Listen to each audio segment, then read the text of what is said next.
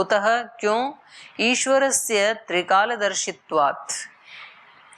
कह रहे हैं ये तो ईश्वर लिख रहे हैं ना, मतलब ईश्वर की वाणी है ना वेद तो ईश्वर बोल रहा है ये तो, कि ये जो मुझ परमेश्वर को, मेरा जो स्वरूप है उसको प्राचीन ऋषियों ने भी उसकी उपासना की, आज भी नए ऋषि भी कर रहे हैं।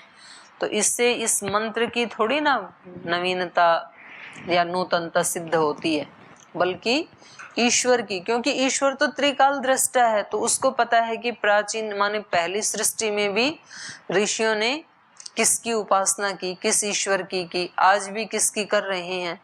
तो ये परमेश्वर का त्रिकाल दर्शित्व को दर्शाता है ये मंत्र। तो ईश्वर त्रिकाल दर्शित्वात्, ईश्वरो ही त्रीन कालान जानाति, तीनों कालों को जानता है वो, भूत भविष्यत वर्तमान काल, और भूत भविष्य वर्तमान कालस्थ मंत्र दृष्टि भी मनुष्य ही, तीनों कालों के जो मंत्र दृष्टा मनुष्य थे उनके द्वारा मंत्र ही अर्थात प्राणै तर्कैश्च ऋषि भी अहम एव ईड्यो बभूव। तो चाहे उन्होंने अपने प्राणों से या तर्क से कैसे भी उन्होंने जो उपासना की, उनके द्वारा अहम एव ईड्यो बभूव, मैं ही उपासित हुआ था, माने उन्होंने मुझ परमेश्वर की ही उपासना की थी। और भवामी, आज भी जो नवीन नूतन ऋषि उनके द्वारा आज भी मैं ही उनका उपास्य देव हूँ। और भविष्यामि च, और आगे भी मैं ही होने वाला हूँ। इति विदित्वा इदम उक्तम, तो ऐसा जान करके वो ईश्वर के मुख से कहा गया है। इति अदोषः, इसलिए इसमें कोई दोष नहीं है। अन्यच्च ये वेदादि शास्त्राणि अधीत्य विद्वांसो भूत्वा अध्यापयन्ति ते प्राचीनाः, ये च अधीयते ते नवीना। और कह रहे हैं इसमें जो दो शब्द आए, पूर्वे भी ऋषि भी और नूतनई, तो ये दो शब्द क्या बता रहे हैं? कह रहे हैं ये ऐसा बता रहे हैं कि वेद आदि शास्त्रों को पढ़ करके जो विद्वान हुए, पहले खुद विद्वांसो भूत्वा, और विद्वान होकर के अध्यापयंती, जो पढ़ा रहे हैं। तो ये परंपरा तो है ही ना हमारे यहाँ श्रुति परंपरा में। तो कह रहे हैं जो पढ़ा रहे हैं ते प्राचीनः, वो प्राचीन ऋषि हैं। और ये च अधीयते, और जो अध्ययन कर रहे हैं ते नवीना, वो नए ऋषि हैं। ठीक है, हो गया क्लियर। तैहि ऋषि भी अग्नि परमेश्वर एव ईड्यः ईड्यः अस्ति अतश्च, तो इसलिए उन ऋषियों के द्वारा अग्नि, अग्नि माने परमेश्वर, तो पहले वालों के द्वारा भी परमेश्वर की उपासना की गई, और अब वाले भी उसी अग्नि स्वरूप, ज्योति स्वरूप ईश्वर की ही उपासना कर रहे हैं। तत् आगे कह रहे हैं अत्र निरुक्ते अपि प्रमाणम, और इसका निरुक्त में भी प्रमाण है। तत् प्रकृति ही इतरत वर्तमान सामान्यादि इति अयम मंत्रार्थ चिंता अभ्युहो अभ्युडे अपि श्रुतितः अपि तर्कतः न तु पृथक्त्वेन मंत्राः निर्वक्तव्याः प्रकरणशः एव तु निर्वक्तव्या, न हि एषु प्रत्यक्षम् अस्ति अनऋषेः अतपसो वा पारोवर्यवित्सु तु खलु वेदित्रिषु भूयो विद्य प्रशस्य भवति इति उक्तम्। पुरस्तात् मनुष्या वा ऋषिषु उत्क्रामत्सु देवान् अब्रुवन् को न ऋषि भी भविष्यति इति तेभ्य एतम तर्कम ऋषिं प्रायच्छन् मंत्रार्थ चिंता अभ्यूढम तस्माद् यद एव किंच अनुचानो अभ्यूहत्यार्षम तद्भवति। इसका अर्थ नीचे दे रहे हैं, ये तो निरुक्त का ना मूल पाठ है, नीचे दे रहे हैं। तत्प्रकृति, ये जो कहा, कह रहे हैं तस्य मंत्र समूहस्य पद शब्द अक्षर समुदायात समुदायानाम इतरत परस्परम विशेष्य विशेषणतया सामान्य वृत्तौ वर्तमानानाम मंत्राणाम अर्थ ज्ञान चिंता भवति। कह रहे हैं ये जो मंत्रों का समूह है, इसमें पद शब्द अक्षर समुदायानाम, तो ये वेद किस रूप में है?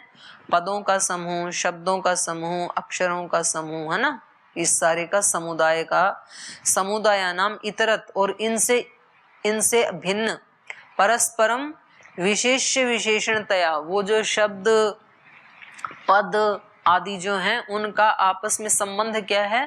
विशेष विशेषण है, कोई विशेष है उनमें, कोई विशेषण है। सामान्य वृत्तौ वर्तमानानाम, जो सामान्य वृत्ति में वर्तमान है, मंत्राणाम, उन मंत्रों का अर्थ ज्ञान चिंता भवति, तो वो शब्द, उनके अर्थ, कौन सा पद है, कौन सा शब्द अक्षर, उनके समुदाय में परस्पर उनका संबंध क्या है, ये सब उनका चिंतन करने से मंत्राणाम अर्थ ज्ञान चिंता भवति, चिंता मतलब यहाँ चिंतन, मंत्रों के अर्थ के ज्ञान का चिंतन होता है। ये सब देख करके, विशेषण विशेष्य को देख करके, उनकी प्रकृति को देख करके, उसमें क्या प्रत्यय आया है उसको देख करके, वो प्रत्यय किस अर्थ में आया है उसको देख करके, तब जा करके इनके मंत्रों का अर्थ ज्ञान में आता है। कोयम खलु अस्य मंत्रस्य अर्थो भविष्यति इति, इस मंत्र का क्या अर्थ होगा? ऐसा जब कोई व्यक्ति सोचे तो अर्थ क्या होगा, तो बता रहे हैं।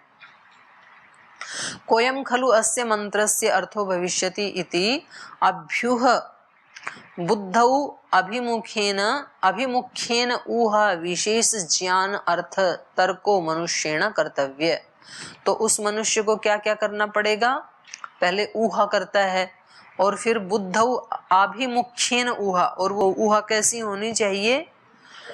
बुद्धि पूर्वक होनी चाहिए, ऐसे नहीं कुछ भी उल जुल ऊहा कर ले, बुद्धि पूर्वक, ज्ञान पूर्वक, उसमें जो कहा है उसकी कहीं संगति लगा करके, और विशेष ज्ञानार्थ, और उससे भी ज्यादा विशेष ज्ञान के लिए फिर तर्क करना चाहिए।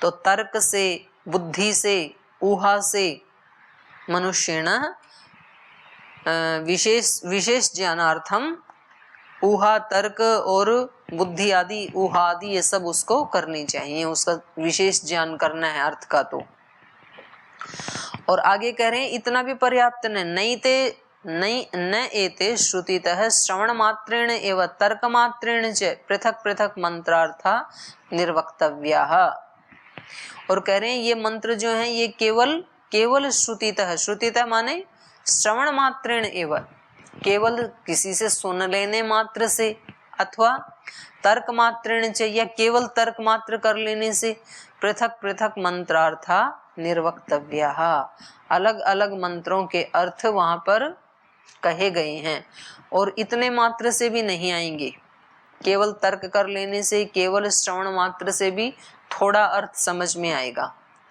फिर कैसे आएगा? तो किंतु प्रकरणानुकूलतया पूर्वापर संबंधेन एव नितराम वक्तव्याः, बल्कि वो कैसे कहे गए हैं, वहां प्रकरण चलाया है, एक एक विषय को लेके एक एक प्रकरण है। तो प्रकरणानुकूलतया, प्रकरण की अनुकूलता से, जिस प्रकरण में जो शब्द आया है वहां उस प्रकरण के अनुसार उसका अर्थ लेना होगा। प्रकरणानुकूलतया पूर्वापर संबंधेनेव, और उसका पूर्व पर के साथ क्या संबंध है वो भी देखना पड़ेगा, आगे पीछे क्या संबंध है। तो पूर्वापर संबंधेन एव नितराम वक्तव्या, तो निश्चित रूप से पूर्वापर का संबंध लगा करके और प्रकरण की अनुकूलता देख करके ही उनका अर्थ कहना चाहिए। किंच, और भी, नैव एतेषु मंत्रेषु अनऋषिः अतपसो अशुद्ध अंतःकरणस्य अविदुषः प्रत्यक्ष ज्ञानम भवति, इन मंत्रों का प्रत्यक्ष ज्ञान उस व्यक्ति को भी नहीं होगा जो अनऋषि है, अर्थात जो ऋषि नहीं है। मंत्रों का अर्थ किसको समझ में आएगा? ऋषि को। और ऋषि का चरित्र कैसा होता है? श्रेष्ठतम। तो श्रेष्ठतम आचरण वाले व्यक्ति को ही वेद के मंत्रों का अर्थ समझ में आएगा। तो कह रहे न एवेतेषु मंत्रेषु अनऋषि, अनऋषि को नहीं आएगा, जो ऋषि नहीं है उसको वेद मंत्रों का अर्थ नहीं आएगा। और अतपसो, जो तपस्या नहीं करता है, जो तप नहीं करता है, उसको भी उनका अर्थ नहीं आएगा। अशुद्ध अंतःकरणस्य, जिसका अंतःकरण अशुद्ध है, शुद्ध नहीं है, और अविदुषः, जो अविद्वान है, जिसने मेहनत ही नहीं की, तो उसको भी प्रत्यक्षम ज्ञानम न भवति, उसको प्रत्यक्ष ज्ञान नहीं हो पाएगा। न यावद्वा पारोवर्यवित्सुः कृत प्रत्यक्ष मंत्रार्थेषु मनुष्येषु भूयो विद्यो बहुविद्यान्वितः प्रशस्यो अति उत्तमो विद्वान् भवति न तावद् अभ्यूढः सुतर्केण वेदार्थम् अपि वक्तुम् अर्हति इति इत्युक्तम सिद्धम अस्ति। न यावद्वा पारोवर्यवित्सु, और इतना भी नहीं, इसके बाद और क्या चाहिए, जो पार्योवर्वित्सु, जो उस परावर को जानने वाले हैं, उस परब्रह्म को जो जानने वाले हैं उनमें, और कृत प्रत्यक्ष मंत्रार्थेषु, जिन्होंने मंत्रों का प्रत्यक्ष किया है, उन गुरुजनों के पास रह करके, उनके सानिध्य में, जो उस जिन्होंने, जिन महापुरुषों ने उस परब्रह्म को जाना है, उनकी सन्निधि में रह करके, और जो कृत मंत्रार्थ, कृत प्रत्यक्ष मंत्रार्थेषु, जिन्होंने उन मंत्रों का प्रत्यक्ष किया, उन मंत्र दृष्टा ऋषियों के सानिध्य में रह करके, कृत प्रत्यक्ष मंत्रार्थेषु मनुष्येषु, ऐसे उन महापुरुषों की सानिध्य में रह करके, भूयो विद्यः, बहुत जान करके, अल्प ज्ञान से नहीं, खूब जानना पड़ेगा,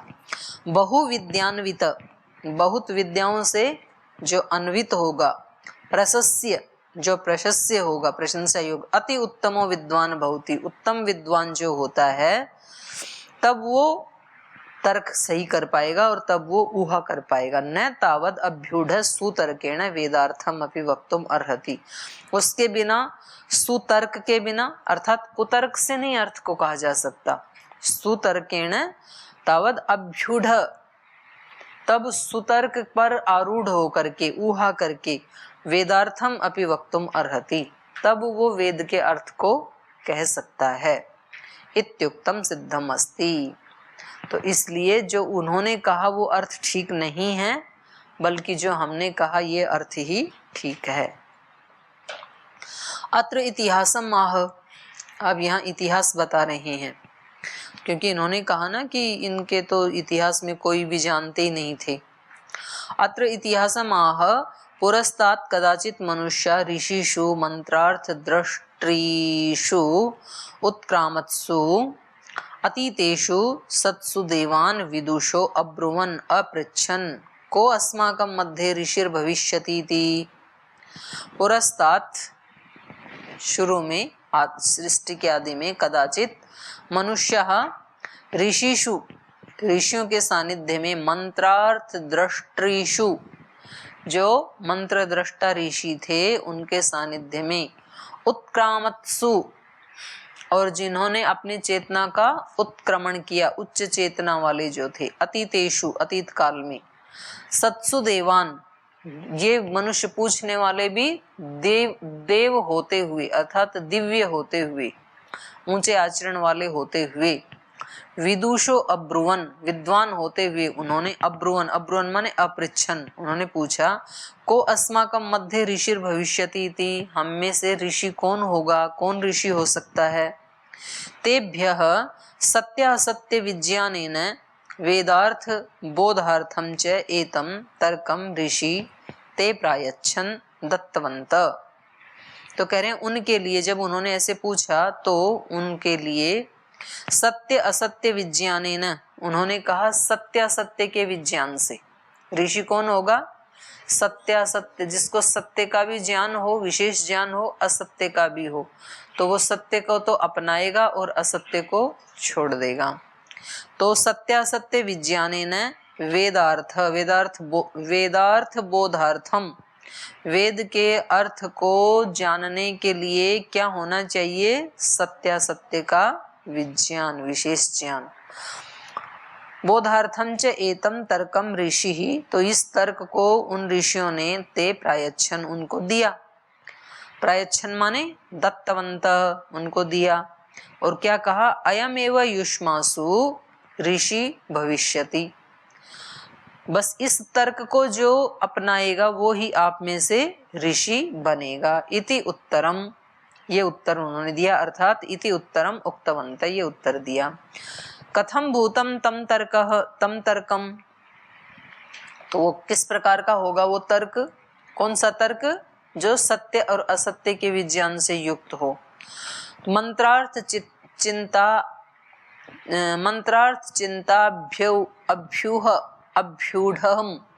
मंत्रार्थ विज्ञान कारकम, मंत्रार्थ का चिंतन करना और उसमें सत्य तर्क और सत्य ऊहा से मंत्रार्थ के विज्ञान का वो कारक होता है। सुतर्क और अच्छी ऊहा, उच्च चेतना से युक्त होकर के जो ऊहा करेगा तो वो क्या होगा, मंत्र के अर्थ का विज्ञान बताने में कारण बनता है। अतः किम सिद्धम, और सिद्ध क्या है, तो कहा यह कश्चित, जो कोई अनुचान, अनुचान मतलब विद्वान, यह कश्चित अनुचान विद्यापारगः, विद्यापारग माने विद्या में पारंगत, अनुचान उसी का ही अर्थ है ये।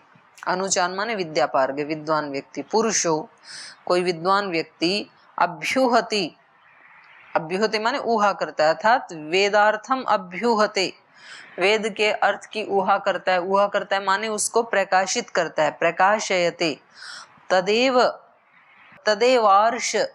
तदेवार्षम ऋषि प्रोक्तम, तो वो उसका जो ऊहा कर रहा है वो कैसा होगा, उसका ज्ञान आर्ष ज्ञान होगा। आर्ष ज्ञान माने ऋषि से संबंधित। तदेवार्षम, उसी को आर्ष कहेंगे। ऋषिम प्रोक्तम, आर्ष माने जो ऋषि ने कहा है। तदेवार्षम ऋषि प्रोक्तम वेदाख्यानम भवति इति मंतव्यम, तो जो ऐसा विद्वान होगा, विद्यापारग होगा, और वो जो सुतर्क आदि से और अपनी ऊंची चेतना से ऊहा करके जो वेद के अर्थ को कहेगा उसको ही क्या कहेंगे, आर्ष, आर्षम, आर्षम माने ऋषि प्रोक्तम वेदाख्यानम, ऋषि प्रोक्त वेदाख्यान इति मंतव्यम, ऐसा मानना चाहिए। किंच यद अल्पविद्येन अल्पबुद्धिना पक्षपातिना मनुष्येण च अभ्युह्यते, और जो अल्प विद्या वाले, अल्प बुद्धि वाले, पक्षपाती मनुष्य के द्वारा जो कहा जाएगा, तद अनार्षम, तद अनृतम, वो अनार्ष, अनार्ष माने अनृत। तो इन्होंने जो मैक्स मूलर ने जो अर्थ किए वो कैसे किए, अल्प बुद्धि से, पक्षपात बुद्धि से, तो इसलिए उनके जो अर्थ हैं वो कैसे हैं, अनार्ष। और जो महर्षि दयानंद ने कहा या उनसे पहले जो ऋषियों ने कहा, उस एक ऊंची चेतना से, सुतर्क से, तार्किक थे ना महर्षि दयानंद, तो वो ही क्या होता है, वो ठीक अर्थ होता है, उसको आर्ष कहते हैं। आर्ष माने जो ऋषि ने कहा, ऋषिना प्रोक्तम आर्षम। नहीं तत् केनाप्याद दर्तव्यम इति न एतत्, तो ये जो इस मनुष्य ने कहे ना, पक्षपाती ने और अल्प बुद्धि वाली ने, न एतत् केन अपि आदर्तव्यम इति, तो इनका किसी के द्वारा भी आदर नहीं किया जाना चाहिए। कुतः, क्यों, तस्या अनर्थ युक्तत्वात्, क्योंकि वो अर्थ नहीं है, अनर्थ है, वो अनर्थ से युक्त होने के कारण उसका आदर नहीं करना चाहिए। तदादरेण मनुष्याणाम अपि अनर्थापत्तेश्च, क्योंकि उसका आदर करेंगे तो वो मनुष्य भी अनर्थापत्ति को प्राप्त हो जाएंगे, अर्थात अनर्थ को प्राप्त हो जाएंगे, वो भी, उनका भी अनर्थ हो जाएगा। गलत लोगों की गलत बातें सुनेंगे तो हमारा भी गलत हो जाएगा, तो इसलिए उनकी बातें नहीं सुनना, तो केवल ऋषियों की बातें ही सुनना। अतः पूर्वे भी प्राक्तनैः प्रथमोत्पन्नैः तर्कैः ऋषिभिः तथा नूतनैः वर्तमानस्थैश्चोतापि भविष्यद्भिश्च त्रिकालस्थैः अग्नि परमेश्वर एव ईड्यो अस्ति। इसलिए बोले जो पूर्वे भी माने प्राक्तनई, प्राचीन जो ऋषि थे, प्राचीन मतलब प्रथमोत्पन्नई, जो सबसे पहले उत्पन्न हुए 3 ऋषि है ना। तर्कई ही, और उन्होंने वो अर्थ कैसे किए, सुतर्क से। तर्क ही ऋषि भी ही, जैसे उन ऋषियों ने कहा प्राचीन वालों ने, और तथा नूतनई ही, वैसे ही नूतन वालों ने, नूतनई माने वर्तमानस्थ ही, जो वर्तमान में ऋषि हैं उनके द्वारा भी वैसे ही कहा। और भविष्यत भिश्च, और भविष्यत वाले भी ऐसे ही कहेंगे। तो त्रिकालस्थ ही, तो त्रिकाल में स्थित रहने वाला ये जो अग्नि है अर्थात परमेश्वर, वो उन सब के द्वारा, प्राचीन वर्तमान और भविष्य काल वाले सब ऋषियों के द्वारा परमेश्वर एव ईड्यो अस्ति, वो परमेश्वर ही स्तुति करने योग्य है, पूजा करने योग्य है। नैव अस्मात् भिन्न कश्चित् पदार्थ कस्यापि मनुष्यस्य ईड्यः स्तोतव्य उपास्य अस्ति इति निश्चयः। तो कह रहे हैं इसलिए नैव अस्मात् भिन्न, इस ईश्वर से भिन्न, इस परमेश्वर से भिन्न कोई भी कश्चित् पदार्थ, कोई भी पदार्थ स्तुत्य नहीं है। कस्यापि, कस्यापि मनुष्यस्य, किसी भी मनुष्य का के द्वारा कोई भी पदार्थ, इससे भिन्न कोई भी वस्तु, व्यक्ति, कुछ भी न स्तोतव्य न उपास्य अस्ति इति निश्चय, उसके द्वारा स्तुति करने योग्य या उपासना करने योग्य नहीं है। केवल मात्र ईश्वर ही स्तुति करने के योग्य, उपासना करने के योग्य है निश्चित रूप से। एवं अग्नि ही पूर्वे भी ऋषि भी रीड्यो नूतनैरुतः इति इत्येतस्य मंत्रस्य अर्थः संगतेन एव वेदेषु अर्वाचीनाख्यः कश्चित् दोषो भवितुम अर्हति इति। तो कह रहे हैं इस प्रकार से इस मंत्र को देख करके ही अग्नि पूर्वे भी ऋषि भी रीड्यो नूतनैरुतः, इस मंत्र को देख करके और इस मंत्र का जो अर्थ कर दिया, एक सामान्य अर्थ कर दिया, तो उससे मंत्रार्थ संगतेन एव वेदेषु अर्वाचीनाख्य, और वेदों में क्या बता दिया, नवीनता, अर्वाचीनता जो बता दी। तो कह रहे हैं कश्चित दोषो भवितुम अर्हति इति, तो ये उसका ही दोष हो सकता है, बताने वाले का ही। अन्यच्च प्राणः वा ऋषयो दैव्यासः, और भी बता रहे हैं कि जगत के कारण प्रकृति में जो प्राण है उसको भी पूर्वे भी पूर्व कालावस्थैः कारणस्थैः प्राणैः कार्यद्रव्यस्थैः नूतनैश्च ऋषिभिः सह एव समाधि योगेन सर्वैर्विद्भिः अग्निः परमेश्वर एव ईड्यो अस्ति अनेन श्रेयो भवति इति मंतव्यम्।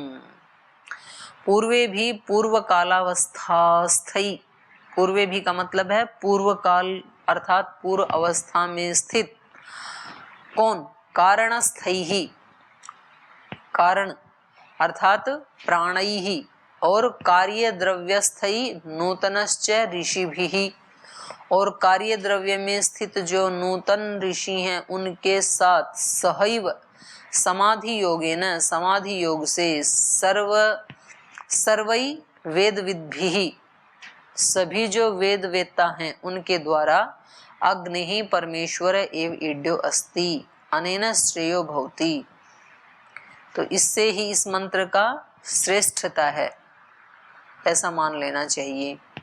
और यत्र यच्च उक्तम छंदो मंत्रयो भेदो अस्ति तदपि असंगतम, जो छंद और मंत्र दो भेद बताए वो भी ठीक नहीं है। कुतः छंदो वेद निगम मंत्र श्रुति नाम पर्यायवाचकत्वात्, करें पर्यायवाची शब्द हैं, छंद वेद निगम मंत्र श्रुति ये सब पर्यायवाची हैं। तत्र छंदो अनेकार्थवाचकम अस्ति, तो छंद जो है वो अनेक अर्थों को कहने वाला है। वैदिका नाम गायत्री आदि वृत्ता नाम लौकिका नाम आर्यादि नाम च वाचकम, जो वैदिक छंद हैं वो गायत्री आदि हैं और जो लौकिक छंद हैं वो आर्य आदि छंद हैं। क्वचित स्वातंत्रस्यपि, और कहीं कहीं स्वतंत्रता भी है। अत्र आहु यास्काचार्य, यहाँ यास्काचार्य ने निरुक्त में कहा मंत्रा मननात् छंदांसी छादनात्।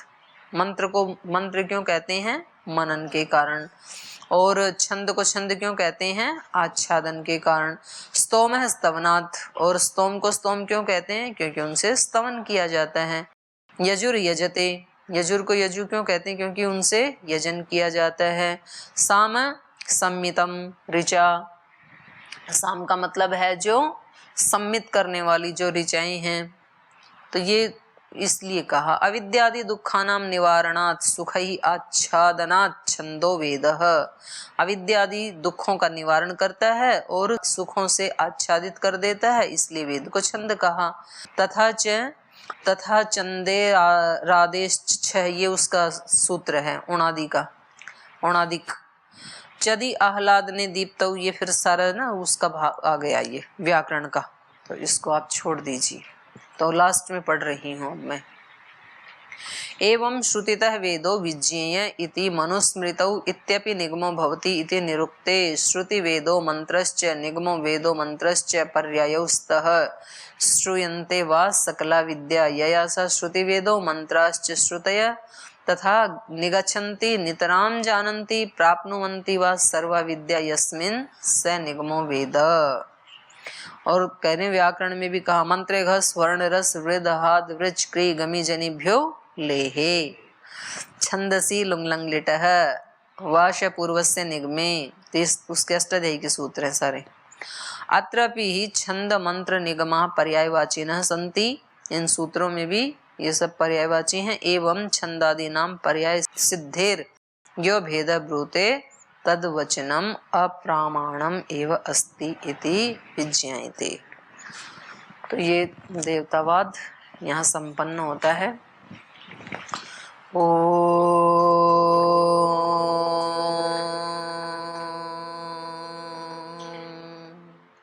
शांति शांति शांति। श्री गुरुभ्यो नमः। हे हृदयेश्वर हे सर्वेश्वर हे प्राणेश्वर हे परमेश्वर हे हृदयेश्वर हे सर्वेश्वर हे प्राणेश्वर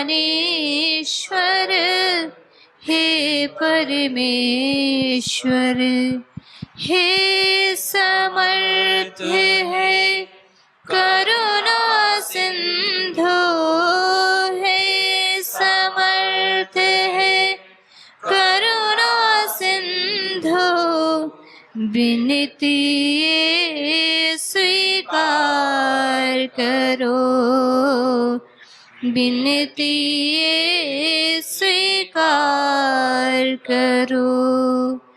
भूल दिखाकर उसे मिटा कर भूल दिखाकर उसे मिटा कर अपना प्रेम प्रदान करो अपना प्रेम प्रदान करो।